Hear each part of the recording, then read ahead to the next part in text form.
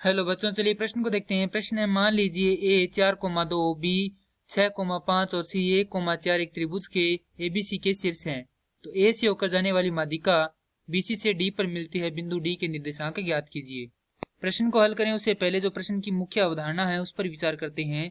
तो इस प्रश्न के लिए जो मुख्य अवधारणा है वह हो जाएगी निर्देशांक ज्यामिति। अर्थात हम यहाँ पर यह देखेंगे कि निर्देशांक ज्यामिति क्या होती है।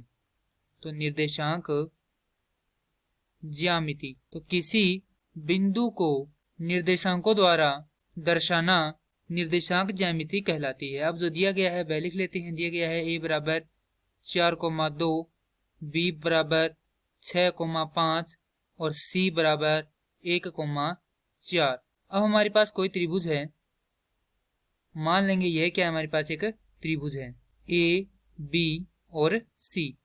तो जो भुजा बीसी है उस पर कोई बिंदु डी है जिस पर ए को जिसे यदि ए से मिलाएं तो वह क्या बन जाती है, इस त्रिभुज की माध्यिका बन जाती है। और हम जानते हैं कि जो माध्यिका होती है वह जिस भुजा पर डाली जाती है उसे दो बराबर भागों में बांटती है। अर्थात यहाँ पर बी डी बराबर होगा किसके, डीसी के। तो यहाँ पर यह भी लिख लेते हैं कि बी डी बराबर है डीसी के।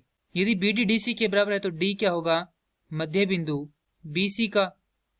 और हम जानते हैं कि मध्य बिंदु की यदि निर्देशांक ज्ञात करने हो तो उसका सूत्र होता है x बराबर x1 योग x2/2 और y बराबर होता है y1 योग y2/2।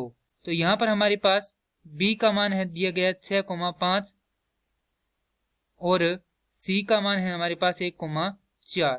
तो यहाँ से x1 हो जाएगा 6 और x2 हो जाएगा 1। तो मान रखेंगे तो x बराबर आएगा यहाँ से x1 का मान है 6 योग x2 का मान है 1, तो भाग में 2। तो हल करेंगे तो आएगा 7/2।